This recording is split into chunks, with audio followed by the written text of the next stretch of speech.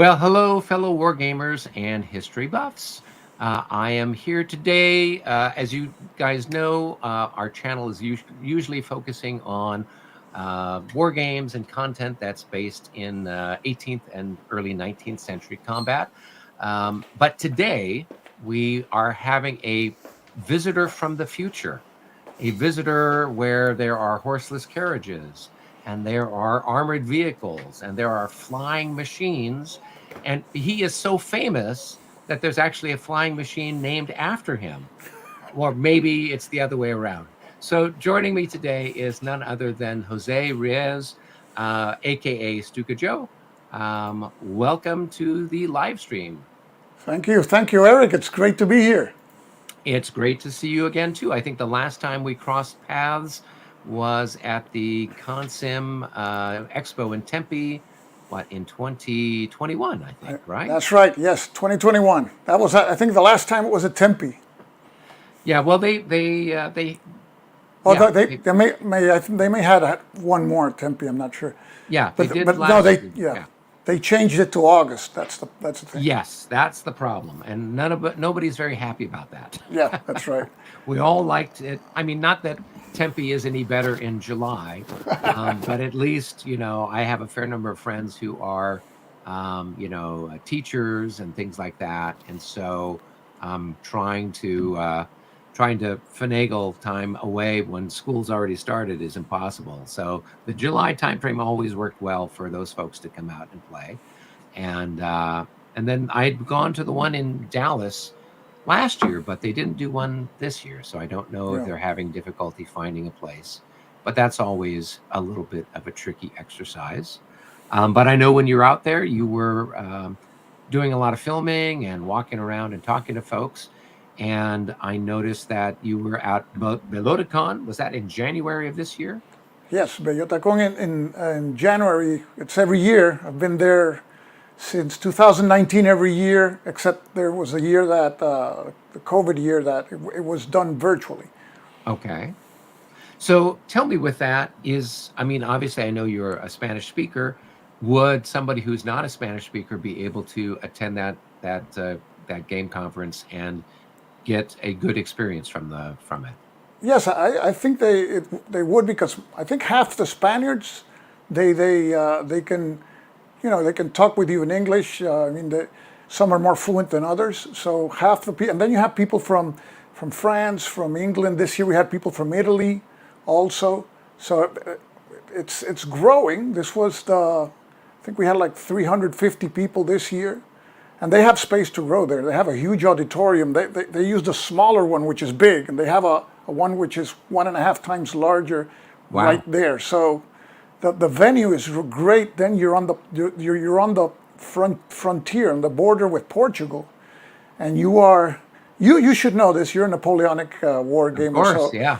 that area was the route for invasion into Spain in so many eras, including the Napoleonic times. There's a town called Elvas, Okay. which has a lot of Napoleonic fortifications, and even fortifications of the times of the Moors. So you go there you can spend a whole day. I went with Volko Runke in 2019 to Elbas, and we saw a lot of fortifications there. And then the funny thing is, we think here in Puerto Rico we have this castle San Felipe el Morro, which is from 1512, and we think that's the great. Wow, it's so old. They have fortifications there from the 700s, Moorish fortifications, on which they built Napoleonic star for a fort around it, and so you have all this combination of Moorish Wow. and Arab architecture with Napoleonic times fortification. It's just amazing. Well, very good. Well, yeah, and I'm here in California where I think we've got some missions that date to the 1770s, so we don't have anything that is particularly old at all. And so I have to go somewhere else in order to find some sort of history. And so that's sort of the challenge of being in California. Although we have great weather, so I guess that's one reason to stay. So what can we do? Well, we got a couple people chiming in. We've got William, who is our regular viewer and also a member of our Old Guard monthly membership. Thank you, William, from beautiful Kitchener, Ontario. And we've got Brian telling us that Portugal is a great place to visit. So, did you have a chance to get to Portugal when you're in the area? Well, I've just gone as far as Elvas. Now, I go to Spain every year and I visit a different part of Spain. So we're planning on one of those trips. Badajoz is a 2-hour drive from Lisbon. So, Okay. I mean, it's a no-brainer. You stay in Lisbon a few days, a 2-hour drive to Badajoz, and you're in the convention. So we're planning on doing that. I haven't done that yet. So I've been as far as into Elvas, and every time I go to Badajoz, I go into Elvas. It's such a beautiful place. It's a 10-minute drive from Badajoz. You're just right there on the front on the border. Right. It's great. They have a military museum at Elvas, but unfortunately, every day that I go there, it's the day that they close. It's like I haven't done a video yet from the military museum. Let me see if next time I can do it. That sounds about par for the course. I had in the '80s. I had been an exchange student in Germany, and so occasionally we would venture down to Munich, and there was a model soldier shop there, and it didn't matter when I got there. They were always on holiday for 2 weeks. Whenever I showed up, I'm just like, I'm never going to get anything here.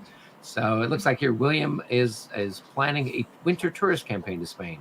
Well, that should be very nice. I mean, Oh, certainly warmer than Kitchener, Ontario in January. That's for sure. and William is a subscriber in my channel too. He never misses the live streams. And so, William, I hope you can make it to Badajoz, and you're going to enjoy it. Badajoz is the city in Spain that conserves the most of its walls. It's a walled city, and it's very impressive. They have fortifications from the Moorish period and the Napoleonic also. Remember, Badajoz was besieged a couple of times during the Napoleonic War. So it's a beautiful place, and then the people are very friendly, and it's a great place. I'm considering after I retire, go to Spain and live 4 or 5 months every year over there because it's such a wonderful place. Well, that sounds terrific. That sounds terrific. I certainly need to get over there sometime.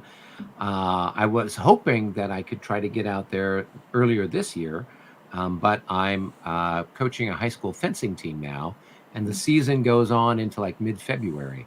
And so my wife is also co-head coach, and she's an English teacher at the high school, and so she would not let me leave to go do that. So I will have to figure out how to get over there some other time. Maybe when I retire, we'll see. Let's see. Oh, we've got Mark from beautiful Lodi, California. Good to see you, Mark. I hope that you're doing well, and we're following your travails as you're dealing with your cancer and chemo treatment. So crossing our fingers and hoping everything goes swimmingly for you. So thanks for chiming in. So we've got a number of people watching now. So I thought we could chat a little bit, Jose. As you know, the original reason for us getting together and having our chat was to I had gotten over 1,000 subscribers here within Yes, the last congratulations. month. Thank you. And I thought it would only be appropriate to have a sit down and chat with you, because one of the reasons I started my channel so many years ago was I had seen some of your videos. And I think I started subscribing maybe when you had, I don't know, 800 subscribers or something like that, quite a while back. And I loved watching your stuff and your production. And I said to myself, well, that looks so easy. I think I could do that. And then I realized, oh, it's not as easy as it looks. But I kept at it, and I remember, gosh, I can't remember when, but you actually did a video kind of on like how to and what you're doing with your studio, and you had like how your camera was set up and what software we were using and everything else. And so after I watched that video, I went right out, subscribed to Power Director, bought some of the different things so that I'd have those same kind of tools that I could use. So I wanted to say thank you for not only all your fantastic content that you've done, but that how-to video, I think really helped me then to get some tools that I could then have better content and more viewable or watchable stuff. You're welcome. Yeah, thank you for that. And I like always to help people get into this, because this is a hobby which is a little different from wargaming. It includes wargaming, but it's really film production. That's all it is. I mean, you're putting out a film. I don't like the word content. That's too vague and generic. We put out videos, and Right. and so you got to think about camera, lighting, audio. The audio has to be good. I mean, right Right. now we're wearing headphones so that we don't have feedback, so it sounds good, so that the viewers don't go running away, because bad audio is gonna have people steer away. So it's because people are used to going to the movies and watching all these camera angles and everything. So when they look at a wargaming video, they expect the same thing, and it's not that easy, But I always tell people, I'm an open book. Anybody who wants to ask me. For example, I use a 3-slider system, and I know Zilla Blitz, Mike, his name. He uses the 3-slider system, and he's doing very well. I think our hobby is these games that have a lot of detail in the pieces and the maps, and you want to capture that detail, and you want to be able to show that the components are beautiful also. Yeah. So you want to be able to capture all that, and so that's why I like it, because I think the games deserve to be shown for what they are, the cardboard time machines and pieces of graphic art that they are. So Well, good. Yeah, and I agree. I mean, and particularly with a lot of the games that I am looking at and the ones that I play with the Lavatai, I mean, they have a reputation for fantastic components and everything else. But what's also really nice is that there is, with the wargaming, there's a narrative aspect to it, in that we've got, there's a story that's unfolding, and it's not exactly the story that happened historically. It's something that we're helping to generate as we play the game. And I enjoy experiencing that, and then I enjoy sharing that with folks that are watching. And I appreciate everybody who's willing to put up with me. I can remember one of the videos I'd done many years ago. It was on one of the Ed Wimble's Clash of Arms Lavatai games, and he must have just come across it somewhere. And so he had invited me to come and watch one of the games that was happening in Tempe. And I hadn't been to a game convention since I was in college, so it'd been 20 some odd years. So I go out to this, and I meet him and the guys from Marshall Enterprises, and they're all fantastic. Um, and and they're joking. They're like, "Your voice is just as calm on the video as it is in real life." And one was saying, he says, "Oh, you sound sometimes like a golf announcer. We almost expect a golf ball to go rolling across the map, as you're describing. And now the French are moving forward," and kind of stuff.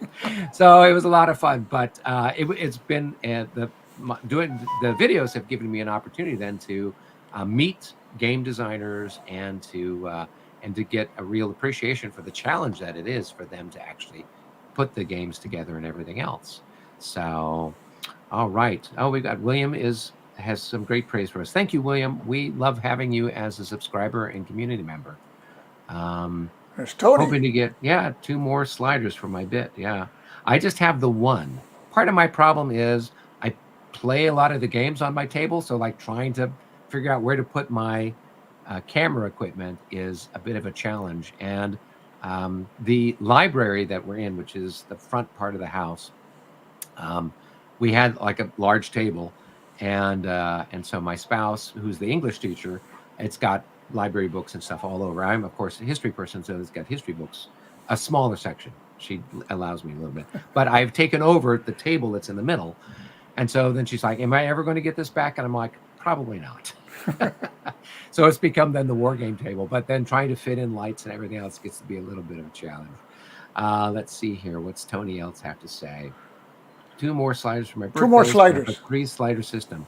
Yeah, that I'd like to get to that at some point in time. I'd like to have something I could just have suspended from the ceiling and just kind of drop down, Mission Impossible style. But oh yeah. See, for example, this is the 3-slider system. You see the slider over here, That's one of the right hand slider, and then the left hand is on the other side.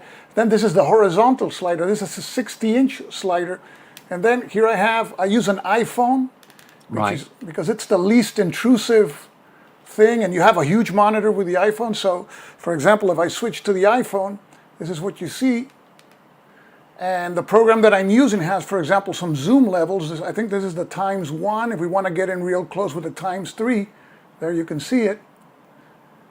And then the ×2. So it's very enjoyable. Once you film a video like with this, it's really hard to go back to one tripod where you have to be moving the tripod and watching out to see if anything stumbles. This takes care of that problem.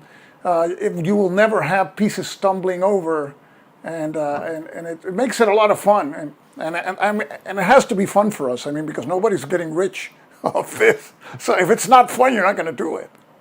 Yeah, no, that's definitely the case. And Mark says narrative is one of the best parts. Yes, indeed.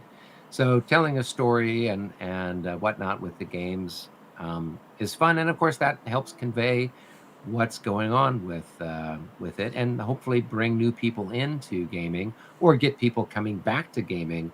You know, so many of us, as we had kids and marriage and all that stuff, you know, gaming got pushed off to the side, and so I'm running across more and more people who are like, I've been out of it for 20 years or 25 years, and now I'm getting back into it. So that gives me a opportunity to ask you a question, Jose. What is your history with wargaming? How did you get started, and where have you been to where you are now? Well, I got started, I think, 1974. My uncle took me to a store in Chicago and said, pick 2 games, and I picked Luftwaffe and France 1940 from Avalon Hill. And I still have those 2 games there. And I remember we played Luftwaffe wrong. The planes, they were in the air for a whole year. They never landed. And I said, there's something wrong here. Then we learned, like everything. You know, I was 12, 13 years old.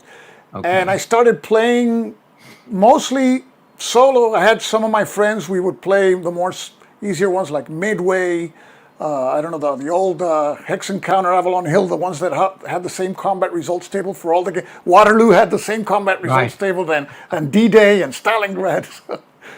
And then I went to college, and then I stopped playing. Then I saw one day in 2012 or 2013, I saw Marco Arnaudo, I saw Joe Stedman, he was doing videos.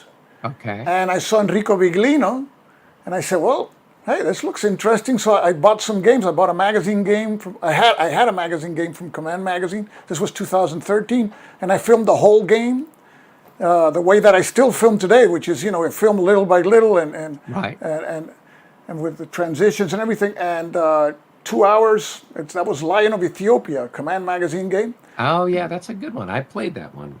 And I got a lot of positive feedback. So I said, hey, this is actually kind of fun. So I started doing videos about war games, and it's been like that. And really, the hobby for me is a combination of wargaming and I like to improve on the presentation, and it's for that. It's to show the narrative. The game tells a story, and it doesn't have to be the historical story, but if it's a good war game, it's a believable story. It could have happened, you know. Right. So I like to do those playthrough videos, and I like to do other kinds of videos. But I think war games are great because they're based on history. They are, you know, it's not like other games that everybody has the same resources. Your pieces are different colored than mine, and that's it. The war games is the Poles against the Germans, 1939. So you got a different set of problems, you know. You got a lot of big problems if you're playing the Poles. So I like it, and I kept 2 war games. I haven't expanded to board games because I like the hobby so much, and I've seen the hobby grow. And there's a lot of people now doing videos on war games, and that's great because it's impossible to do everything. And for example, you specialize in Napoleonics because that's your passion. You don't want to be playing games about an epoch that you're not interested in because you want to enjoy it. So, and that is great. So I have my preferences, but I try to show videos on different types of games. all the time, so I suck at playing all of them. I'm not good and you're good at La Bataille. You know, I'm terrible at every game that I play. So, but that's part of. I mean, for me, the hobby is showing the game. Now, when I buy a game, I say, is it watchable on TV? Because Right. this is TV. And if it's not, I say no, I'll pass. You know. Yeah, I mean, for me, one of the reasons why I kind of stuck with the Napoleonic era is, for a long time when my kids were younger and everything else, I could only get together with my friend who we'd known since high school and play maybe once or twice a year. And so the only game that we could consistently remember the rules to and had enough time in like one day to play was like a little La Bataille battle. And so that's why I kept playing it because that was the only one we knew. But like our favorite game that we loved and I would love to play again was like World in Flames. But that you set that up and you're at it for a year or more. But as an economist, that's what I studied, economics and history. You love the fact that you've got the economics part, you've got the production spiral, you got all this stuff, this really great strategic. But neither of us had any time. So maybe when we get older, or we'll get the Vassal version and spend the next 10 years slowly playing it one day, to get through. But that's kind of why I stuck with it. So instead of like having a channel that covers a whole smattering of stuff, I figured, well, there's enough things in the Napoleonic universe that I can focus on. And there's more games that are being published than I could think to not only buy, let alone actually play. So one of the things I've been trying to do is, if I'm getting a game, I intend to play it, as opposed to just getting it for the sake of having it, or just for the sake of showcasing it on the channel. And so that means that I've got to kind of make sure that I'm going to get something that maybe covers different aspects of it. So it's not always tactical, but maybe it's strategic or operational or some other different areas, but still covering the Napoleonic era. Plus, the advantage is the Napoleonic Wars, most people don't care so much about them. So I don't have to worry about anyone storming my house because I showed, a fleur-de-lis or a Napoleonic eagle or something like that in one of my videos, which is actually a problem that I imagine some people have if they're covering the Second World War or even the American Civil War. Some of the Yeah. different iconography on some of those games is likely to cause a little bit of a stir in places. So, well, good. So then, what got you thinking about doing the videos? You saw somebody else doing them, and you thought that this would be a creative outlet for you. Is that kind of what's stirring it behind you? Yeah, and I started enjoying the editing process, because editing is very powerful, because what you're doing is, it's like you're condensing all this information in a shorter amount of time. You're showing more things. So it's like when you're going to bite a fruit, the fruit, if it's I don't know, like a nice orange, all this juice. That's what editing does. It puts everything in a nice, neat package, and it's less time, more information. So I really enjoy the editing process, and I've been switching my editing program. Now I went through Power Director, but now I'm in DaVinci Resolve. So that also has a learning curve. But I figure, war gamers, if you can play Squad Leader, or you can play that, you can do an editing program. It's not I see Eurogamers doing these fantastic edited videos. Come on, their rules are 8 pages long. Come on. Yeah, well, they should have more than enough time.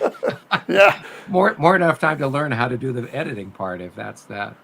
So let's see here. So William comments, simulations that lead to alternative outcomes can allow us to compare. Yes, that is true.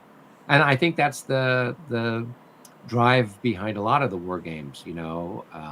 Can you do better than Napoleon at Waterloo? Can you do better than, name the historical general, and see if you can be more successful or have a different outcome, or explore different possibilities that might have happened. So, all right, well, yeah, carry on. And in the Napoleonic genre, which you're in, there's always, every year, a lot of interesting stuff coming out. There's a game by Ted Racer, I, Napoleon. I'm just crazy for that one to come out, to see because that's like you're Napoleon, right? So that's an interesting character. There's one game which I have here, which now that I'm going to do the live streams just once a month, I'm taking these games that are not the new ones because everybody comes out with a new game, does a video. So that's why you see, for example, this is what do you call it? Unhappy King Charles. See, so I'm doing a video on that because you can say I'm cornering the market on Unhappy King Charles videos because nobody's doing one. There you go. But I think Phalanx is coming up with a new edition. But this is the old GMT edition. This is fine. But now, one game that I want to do a video on, and I've been wanting for some time, and I said, well, I should show Eric this because this is a Napoleonic game, and it's a game that is different from. Oh, let me see my camera. Let me see if it doesn't follow me. There we go. And it's a different kind of game as this one here. Oh yeah, Legion of Honor. Legion of Honor. Yeah. So this one, you play as a soldier and you go through the Napoleonic War. So it's like a first-person kind of experience, and it's all basically cards, and you're rolling on tables. But this is something that I think people, it will be interesting. I'm still thinking of how to show it in a video because it has a lot of cards and a lot of die rolling. But it's something that has interested me. I have a list of games that I said, I want to do videos on those games. They're not necessarily the newest games, No, Legion of Honor has been out for a while. I have a copy of it. Maybe you and I can collaborate and we could play a game together. Okay. I'll think about it and see if we can. Because for the last 3 summers, I have been, in addition to teaching fencing summer camps, I added a historic summer camp.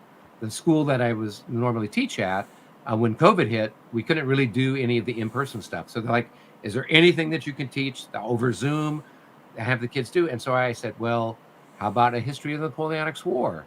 And like, great, send us a write-up.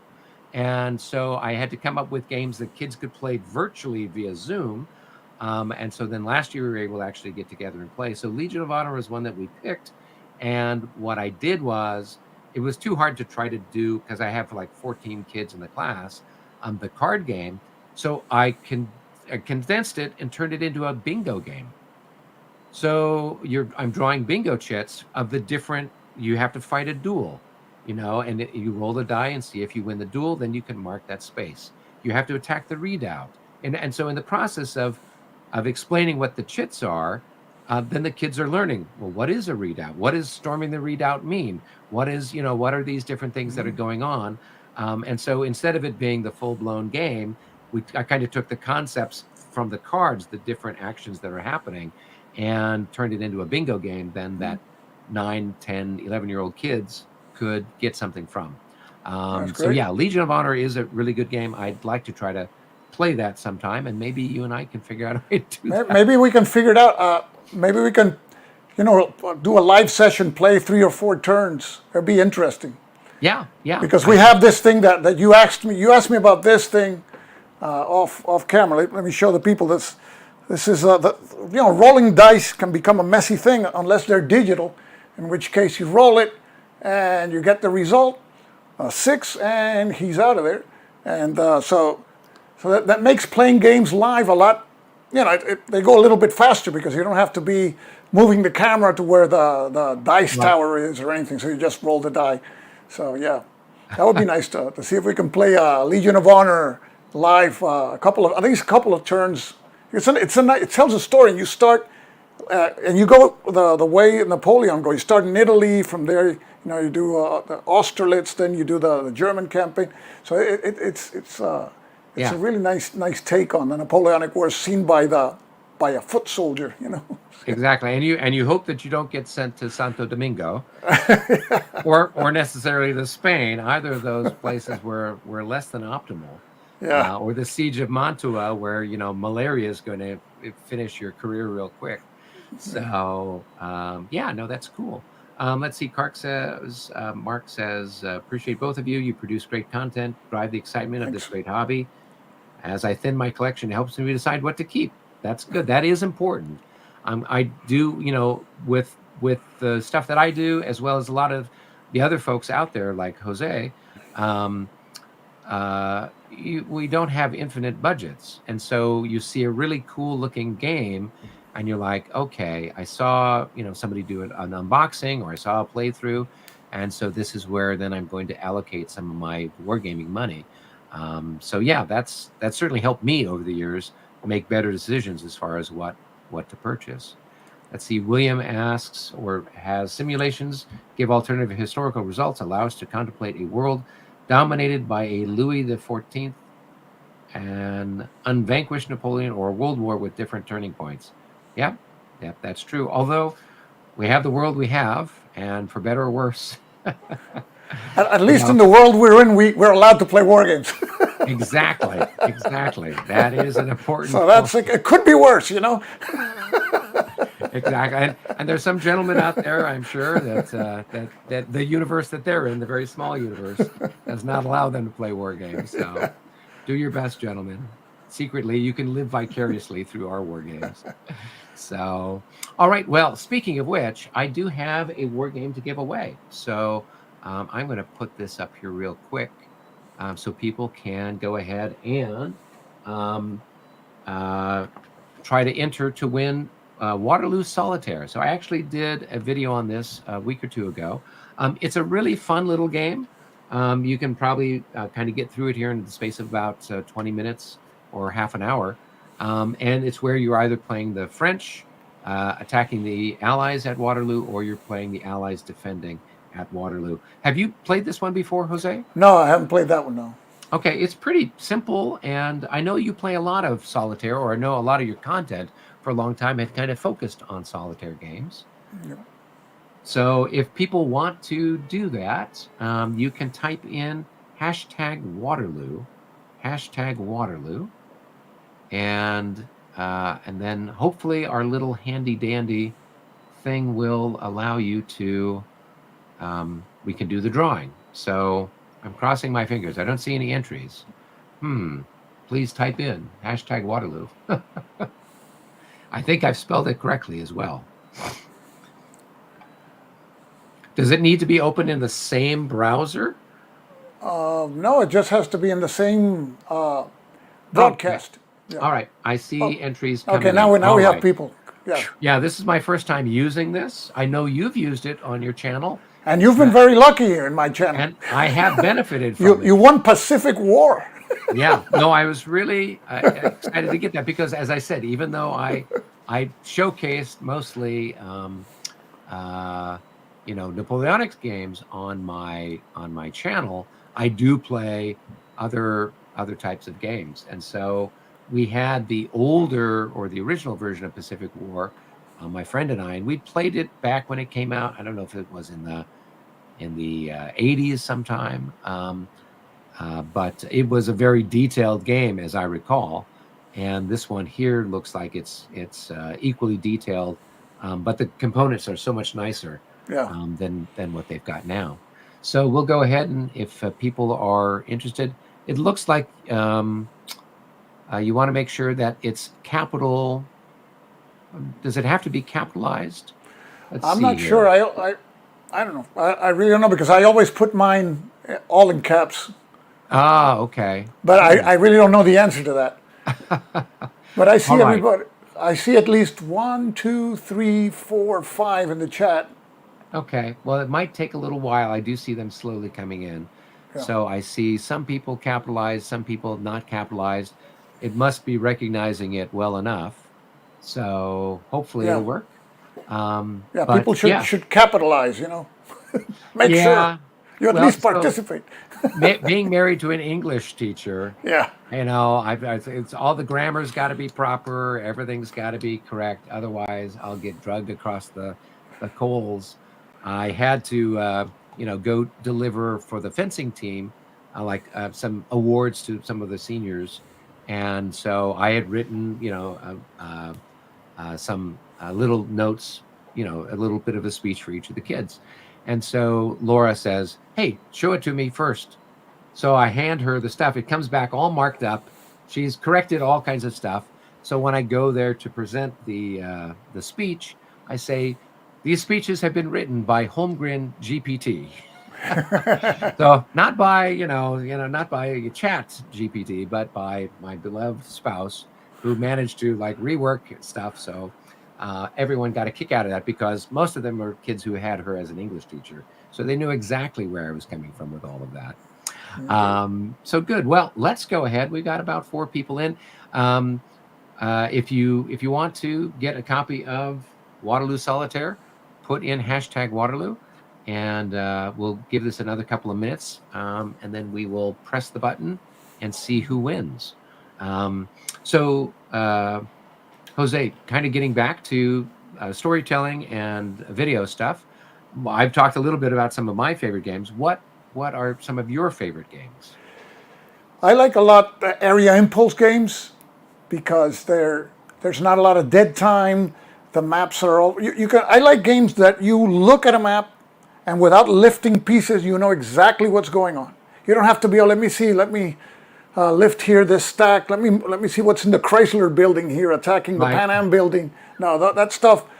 And I like games that I don't have. For example, if I have to be consulting these four-sided player aids, these four-panel player aids, right. each time, for me, that's a disconnect. I like games that I'm focusing on the board and the actions on the board, and I have to go the least times to the rule book. I know you have to go to the rule book when you're starting to learn a game, but eventually, if you have to go to these voluminous charts every time, it's I don't know, it bogs down. I like the story. I like the story the game tells, how it develops, and that's basically what I enjoy mostly So from the you games. so you like the type of the game as opposed to necessarily the time period or the genre.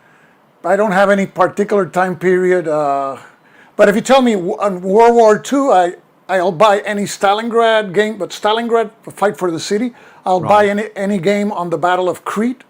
Okay. Also, for some reason, this battle I find it just fascinating. You got the parachutes, Oh and then yeah. they subestimated who the people, the soldiers, the Allied soldiers, and then you had even the civilians were were slaughtering German paratroops. It was something. It was so I like those kind of games. Not a big fan of the Battle of the Bulge, Okay. D-Day. I know, but I also like American Civil War, and I buy any Spanish Civil War game that comes out.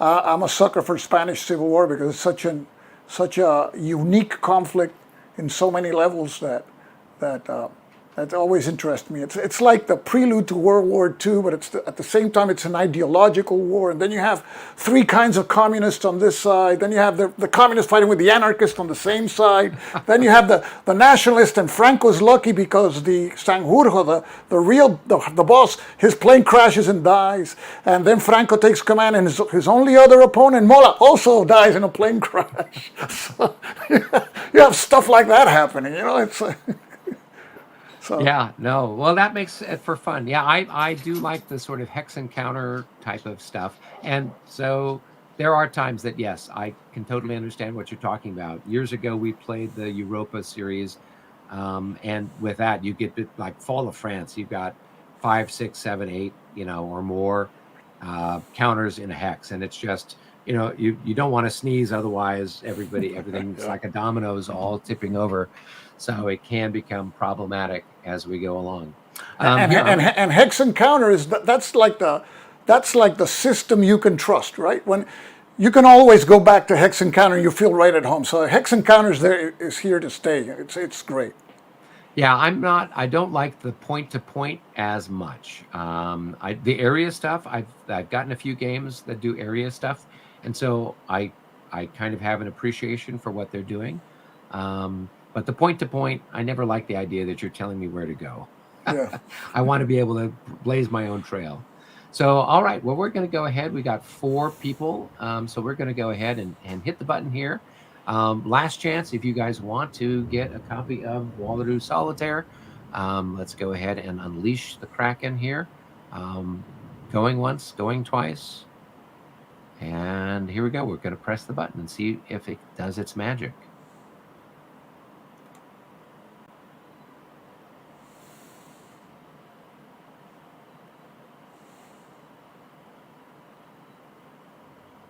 All right, Brian is our Yeah. winner. Congratulations, Congratulations. Brian. Yes. So, Brian, what I'll do is I'll have in the description section of this video my email address, and you can just email me your address, your mailing address, and I will then send a copy of Waterloo Solitaire off to you, so that you can have that for your very own.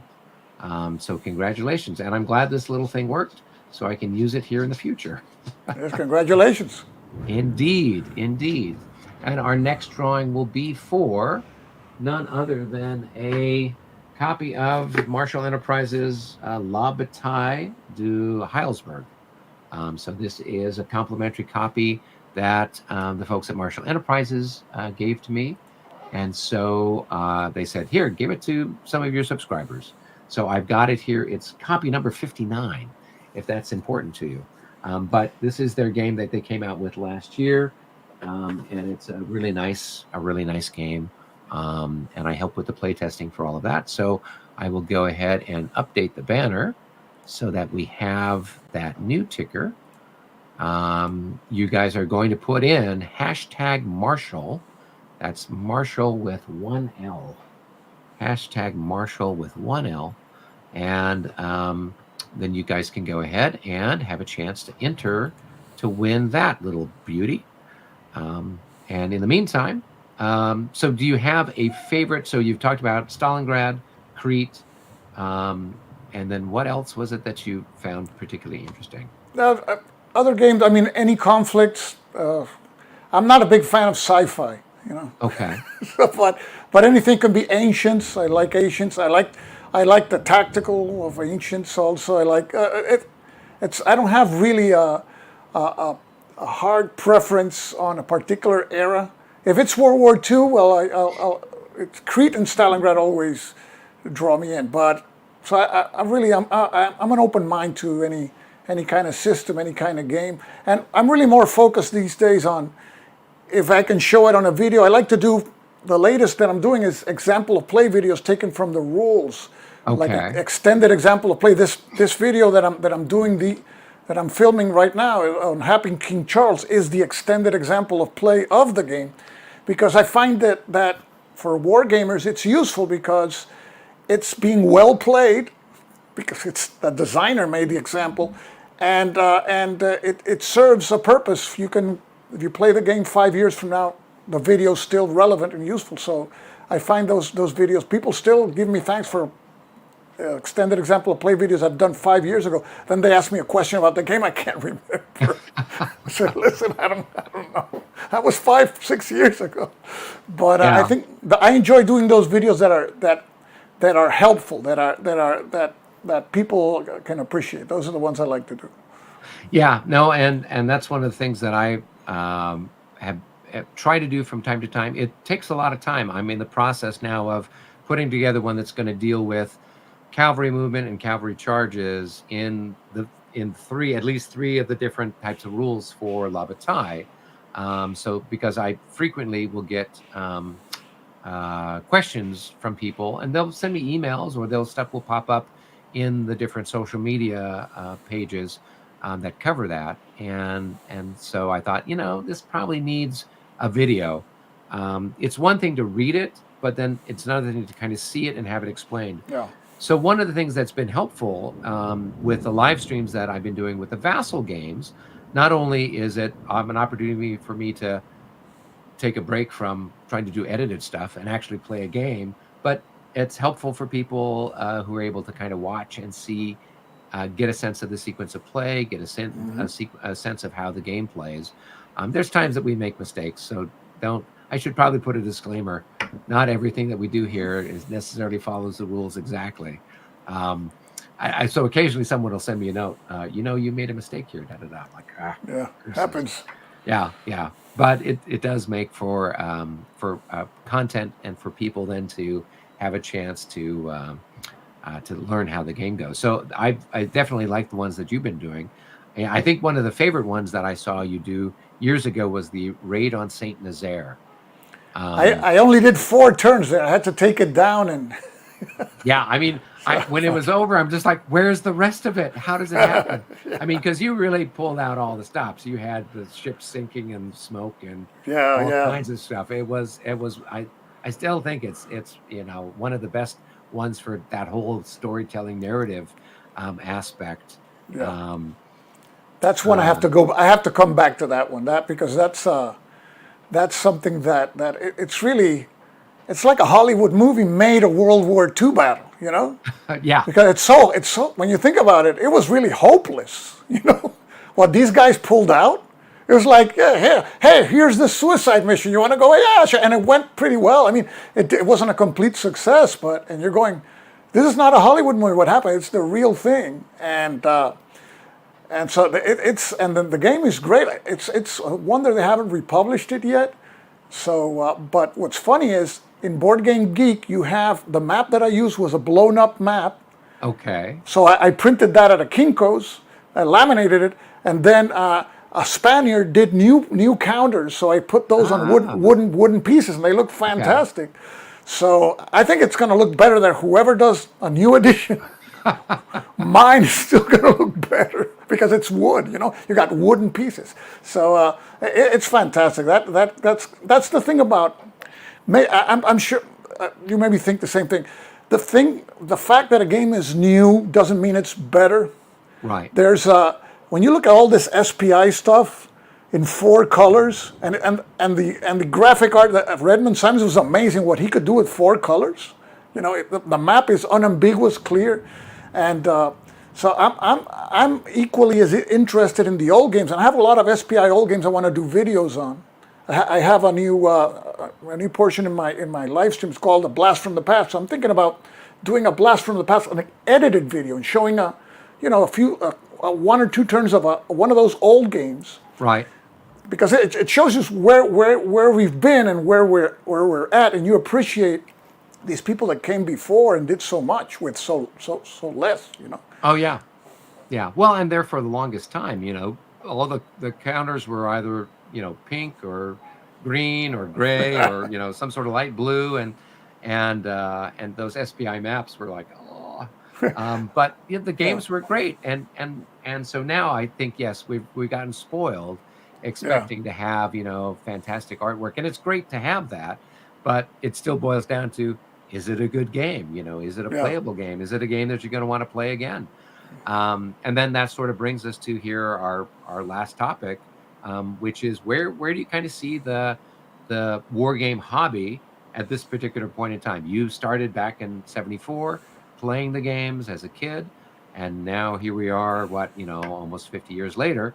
Where do you see things kind of going with a hobby?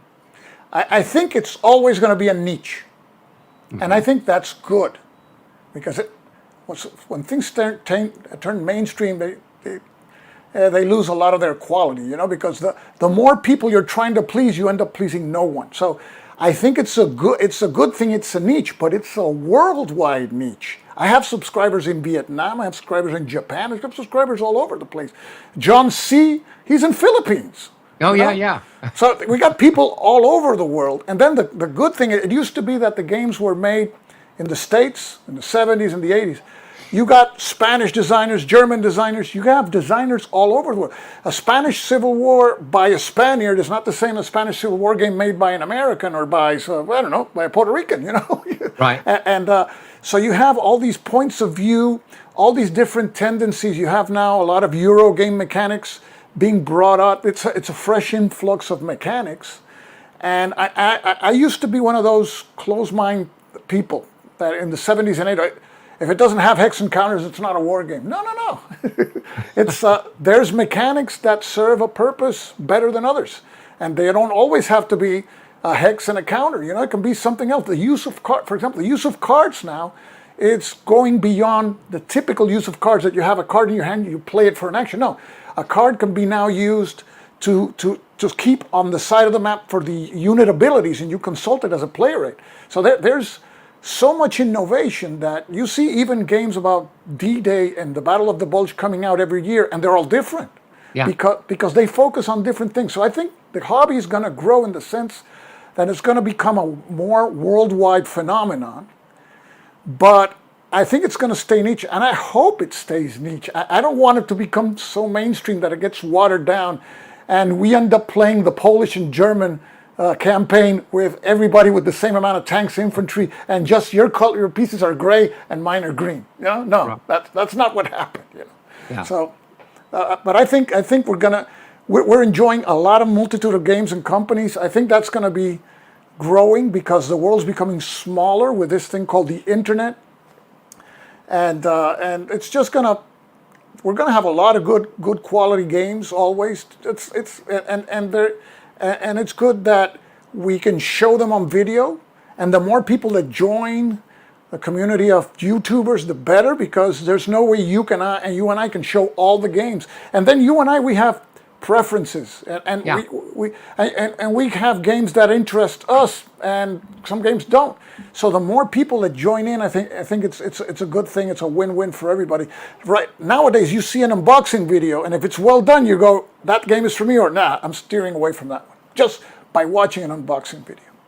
Yeah. Well, what I've really been impressed with the stuff I've been seeing over the years is just, particularly in the last 5 or 6 years that I've kind of gotten back in the hobby in more depth, is just the variety of game mechanics. We were talking about, Avalon Hill, and it was the same combat chart. Didn't matter what the topic of the game was. And so here you've got stuff with different types of dice, or different types of charts, or different types of cards, or different things that you're using from a mechanics point of view. And so that's something that I find that's really very refreshing, and then lends itself to a whole plethora of variations on a theme. So you could then have different Battle of the Bulge games because you've got a different mechanic, or there's some new way that somebody's approaching stuff. And so that's what I'm finding exciting about the hobby at this point as well. We're still all geeks, and we're never going to be able to shake that. But we have to do our geekiness and with pride.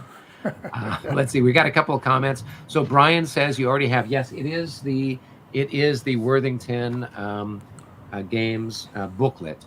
So you already have a copy. We can redo the drawing if you don't mind, and then we can do that. But let's go ahead and answer a few more questions. We're going to continue with our Marshall Enterprise one here. So if you want to get a copy of the Labatide Heilsberg, this is their recent publication. This retails for about $180. So if you guys want to save yourself $180 and get a really nice Labatide game, put in hashtag Marshall with 1L. Hashtag Marshall with 1L, and you'll be entered in that. In the meantime, let's see. It looks like William's got a question for us. Have either of you seen the John Prados game Beyond Waterloo, published by Against the Odds magazine? Yes, I have. I got a copy of it there at Christmas time, and I did just a brief. It was like an unboxing with a number of other games that I got that same time. I'm planning on reading through the rules and getting maybe a more detailed playthrough for you guys to take a look at.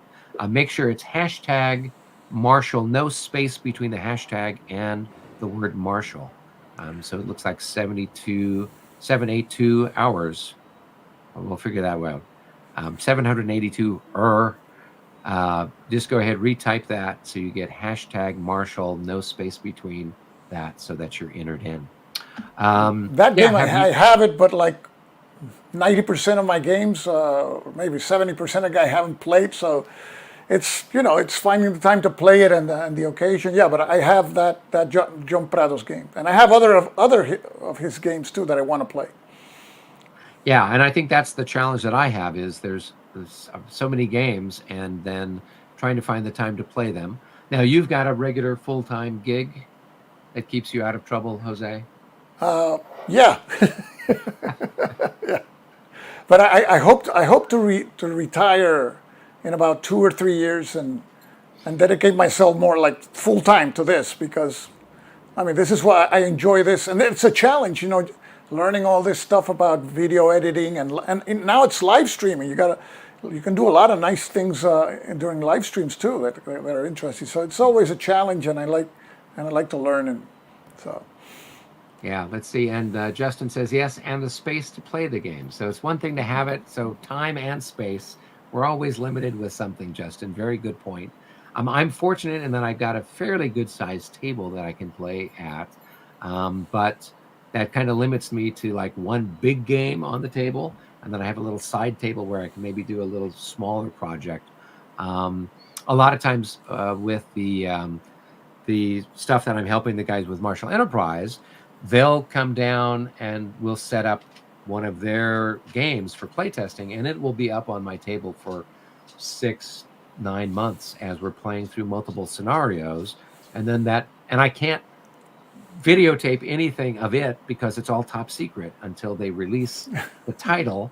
So here I expect in the next week or so, I will be getting their latest map and stuff on the game, and we'll start playtesting with. And right now, I'm like trying to playtest some stuff for Clash of Arms for their re-release of the Battle of Wavra. So I have to try to figure out, okay, how can I fit these both on the same table at the same time? So it's always it's tricky. But what I'm enjoying is I'm able to play. I'm able to get in face-to-face gaming. I'm able to get in virtual gaming via Vassal and using Discord. And so I'm able to I'm playing more war games now than I have on a regular basis, on a weekly basis, since I was a kid. So that's kind of nice with That's nice. the virtual stuff. Have you done much with Vassal? Have you played anything on Vassal? I think Vassal and we don't get along together. Okay.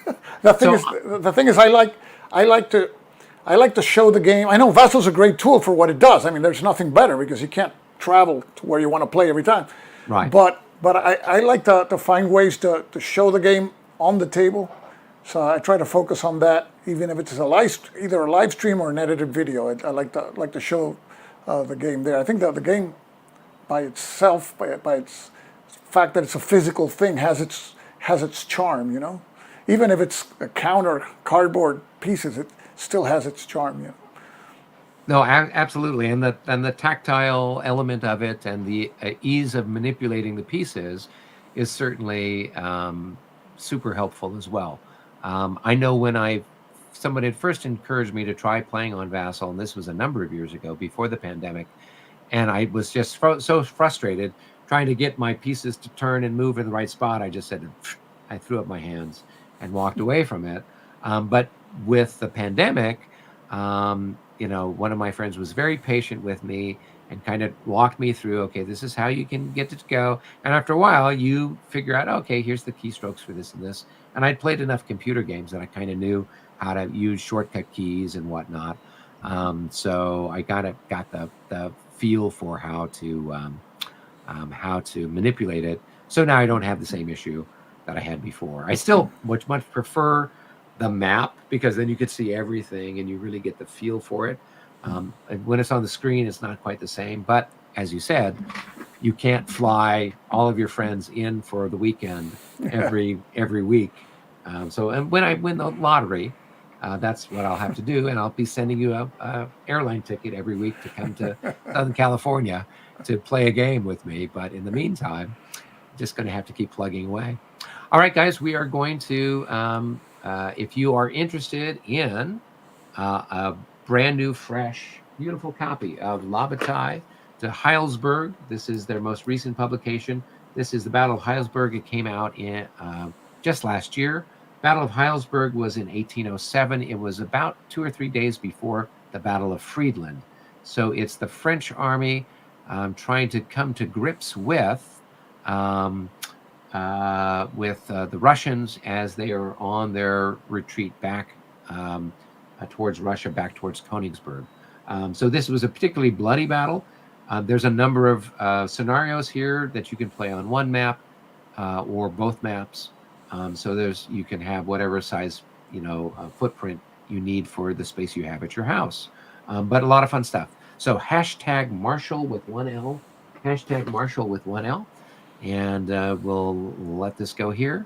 Let's see. We got a comment here from Justin. He says, please encourage Marshall Enterprises to do more print runs of their games. I have talked with them about that.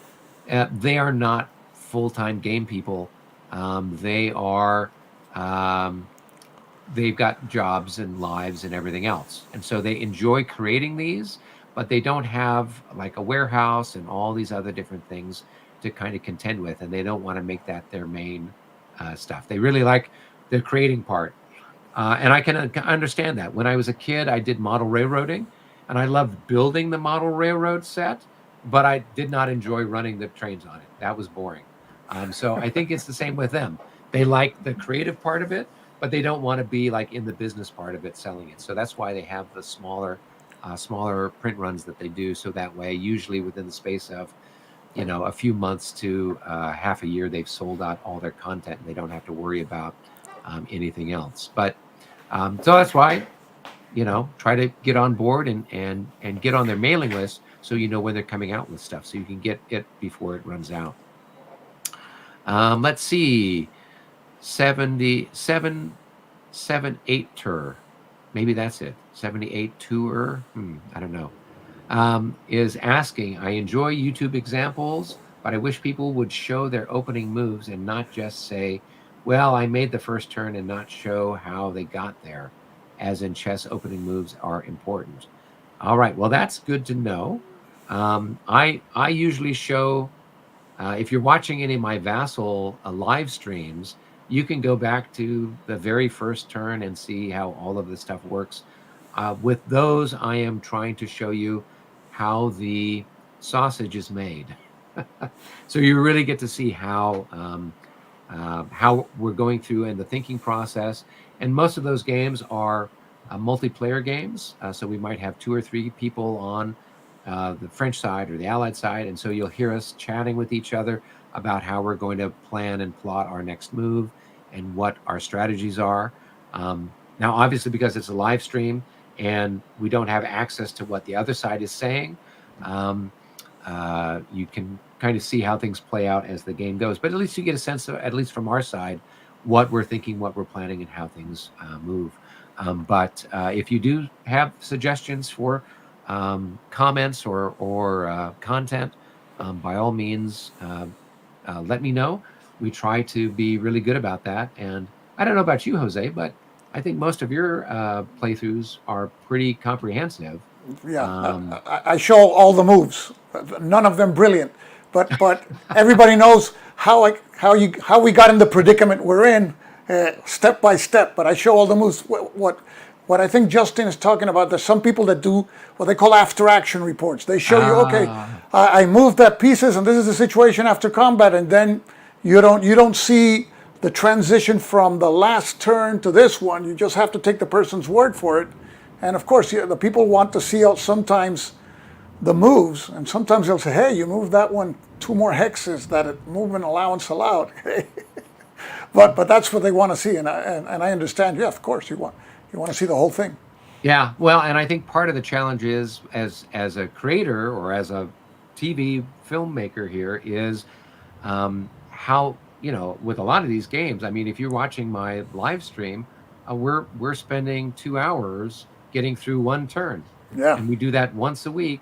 And so if we're going to try to show like an entire a game, which is 15, 20, 30, 40 turns, um, how do you condense that? So I think the after action reports are kind of showing you, okay, here's maybe some highlights from it, and then this is how things ended.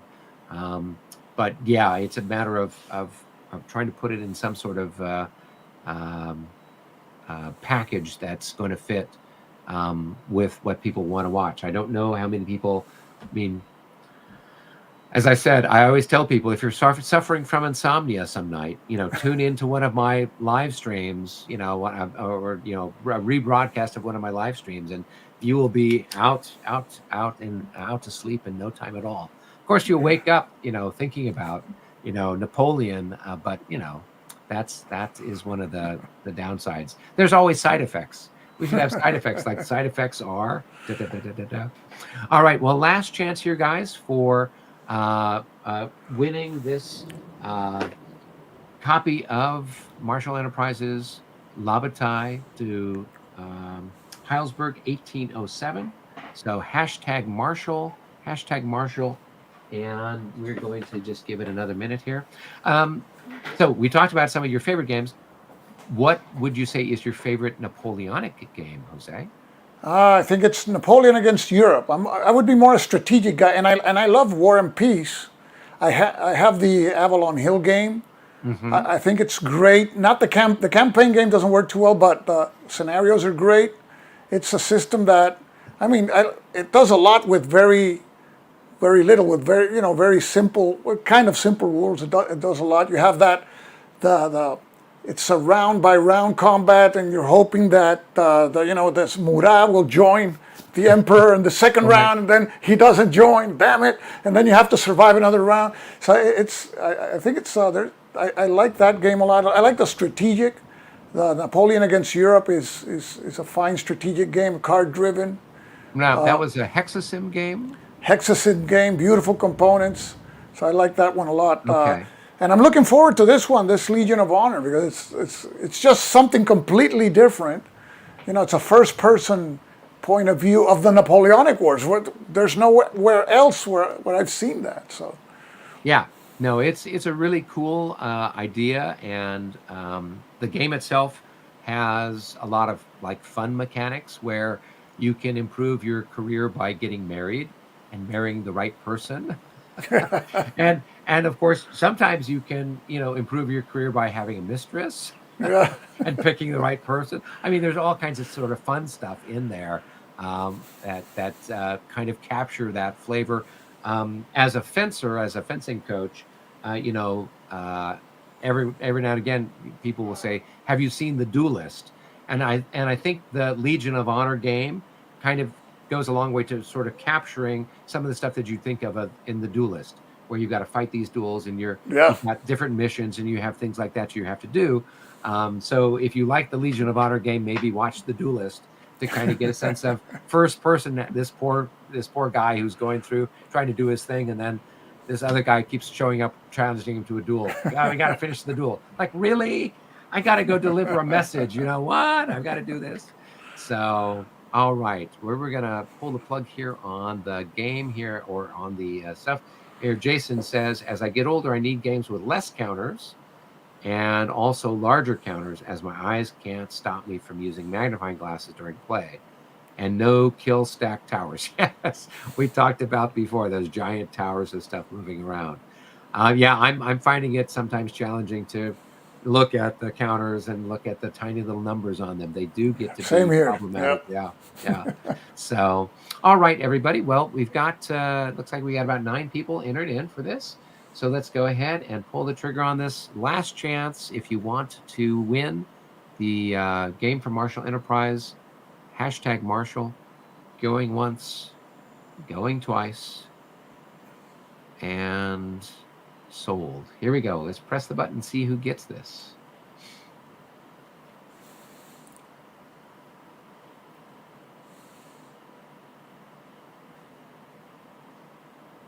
All right, we've got Gar McGee. Congratulations. So congratulations. Yes. This is a good one. I don't know if you play La Bataille or not, but this is a nice game, and it's got great components. If you don't like La Bataille, there's a nice, aftermarket on eBay where you can sell it and then get yourself a game that you really want. But this is a good one and a fun one to play. Gar, what I'm going to do is I will have my email contact in the description section of the video after the broadcast is done. So just revisit this on YouTube, and then go ahead and send me an email with your address, and then we'll figure out how we can verify that it's really you and not people who are pretending to be you. There's just so many people, I'm sure, that we're going to want to get this game here. They're all going to be getting out their knives and whatnot. All right, and since the previous winner, since Brian already had a copy of Waterloo Solitaire, if anybody would like to, we'll go ahead. We're going to rerun that. We're going to go ahead and rerun that contest here. So if you are interested in getting the Waterloo Solitaire, we're going to do that again. Oh no, I didn't want to do that. Let's see. Come on, work with me. William gets a copy here. All right, William. Does that work? Maybe it works. Great. William, you can go ahead and, Congratulations. yep, congratulations. Winner, winner, chicken dinner. So, all right. Well, actually, I don't know if it, well, I think I pressed a button. I thought I pressed the right button. Oh, it cleared it. Yeah, I don't know that we want to have everybody do it. Yeah. All right. Well, William, we'll do it. I will give away another one of these copies at some point in the future. If you want to get one, they're not that inexpensive. But we've gone over an hour so far. And so I Yes. think I will spare everybody so they can get on with the rest of their lives. Jose, this has been so much fun. Thank you. And yeah, And it's, congratulations on the 1,000 subscriber yes. mark. Well, And I have you to blame for that. Well, actually, this has been a lot of fun getting to learn how the software and things like that work. And because I was comfortable doing this, I'm involved with the local chamber of commerce. And so we'd come up with an idea for like doing interviews with other business people, and then showcasing that on the chamber's YouTube page. And so I great. spearheaded that, and so I do interviews with people, and then for a long time I was doing the editing as well. And then they got a professional person who lives in the area, and who's also a member of the chamber. I would do the interviews, he would film it, he would edit it. They're much better now. But then the local historical society, when the pandemic hit, they couldn't do the tours of the historical buildings with the elementary school kids. And so they asked, well, would you, would you be interested in helping us with some videos? So then I went out, I interviewed the different docents, we filmed the different parts of the houses and rooms, and then I've been putting stuff up for that. So it's doing this thing on YouTube with as war games has now turned into me helping the local chamber and helping other businesses promote themselves, and then helping the historical society. So it's been a very interesting, you have no idea where things go.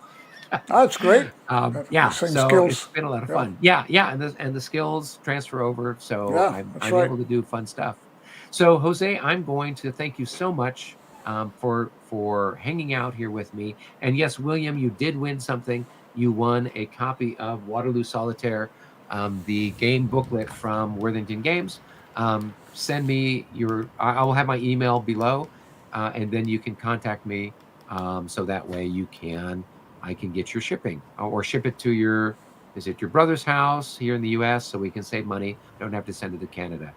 Oh, here's a very important question. What ship model is in the background? This is the USS Constitution back there. So my father was in the Navy, and so just south of where we lived in Newport Beach growing up was a artist colony, Laguna Beach, and the gentleman there makes model ships. And so my father had him commissioned to make the Constitution. And so my dad passed away a number of years ago. And when my mom sold the house, we had nowhere for the Constitution to go. And I'm like, we can't get rid of the ship. I will take it. And so my lovely spouse said, where are you going to put that? I'm like, I will find a space. I will find a space. All right. It's great Back background. to, it is Yeah. good background, and it inspires me to play, Battle of 1812 games whenever I have a chance. Last but not least, I do want to thank all of the folks who are subscribers. Thank you for the 1,000 plus folks that are here. All the hours that you've spent watching my content, I really appreciate that. And those of you that are supporting the channel materially, I have something set up with buymeacoffee.com, where if you just want to buy me a cup of coffee and say thank you for a good video, you can do that, or you can become a monthly subscriber with that and join the old guard or the young guard, or just be a line infantry. Every little bit helps. I've been getting new bits and pieces of equipment and software and whatnot for the channel, so that way I can do a little bit more with a little bit less. So, And I have someone here who wants to congratulate you and on your 1,000 subscription. He's here. Got the emperor. The emperor himself is here. oh, there you So go. he's very happy that you have 1,000 subscribers. He needs more people for his army. He wants to There you go. wants to be there in you power go. again, but Yeah, yeah. Well, we're now a regiment. We're now a regiment. You know, a little bit more. We need to get a lot more subscribers before we are, you know, a brigade, and a lot more before we are a division. So, let alone a whole army. But you know, Napoleon did a lot with I think less than 1,000 when he landed there from Elba. You know, there in the south of France on his big comeback tour. So we'll see what we can do. So Jose, thank you so much for joining me. This thank was you. a real pleasure. And yeah, let's think about seeing how we can collaborate on a Legion of Honor game. I Yeah, think that would be awesome. I'll keep in touch. I'll think about something that we can do live. Show maybe a couple of turns and see how it works and how the narrative flows, and we'll take it from there. Perfect, perfect. Well, Jose, thank you so much. And to Thank you. everybody out there, thank you guys and have a great day. And we'll see you on the next episode. Be well. Okay.